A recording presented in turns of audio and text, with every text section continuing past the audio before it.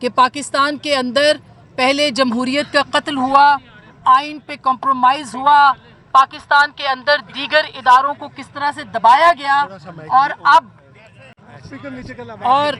جی اب ٹھیک ہے آواز, دوبارہ شروع کروں. تو جس طرح سے آپ نے دیکھا کہ پاکستان کے اندر ہر چیز کو جس طرح سے دبایا گیا ہے, پاکستان کے آئین پر جس طرح سے کمپرومائز کیا گیا ہے, پاکستان کے اندر جمہوریت پہ جیسے شب خون مارا گیا ہے, اب اس کے بعد اگر کوئی نہیں دب سکا تو وہ پاکستان کی صحافت تھی جو نہیں دب سکی. وہ پاکستان کے صحافی تھے جنہوں نے ڈکٹیٹرز کو, آمروں کو, اور جو فستائیت ہے اس کا مقابلہ کیا, اور فستائیوں کا مقابلہ کیا.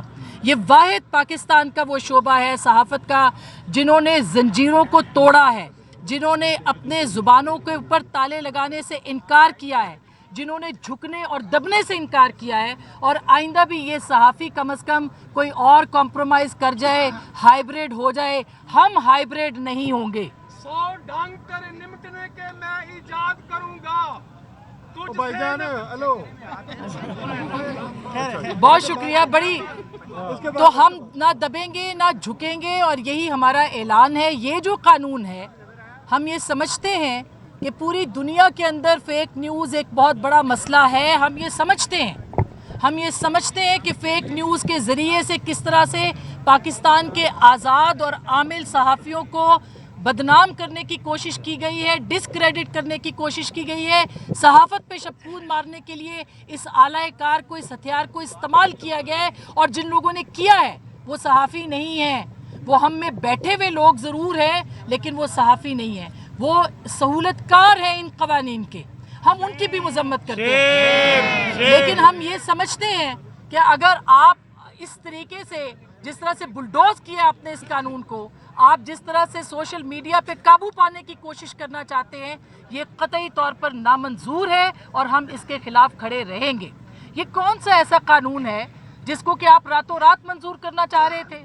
یہ کون سا ایسا قانون ہے دنیا میں مجھے بتائیں کہ جس میں آپ کرمنل سزائیں دیتے ہیں, فوجداری مقدمات بناتے ہیں؟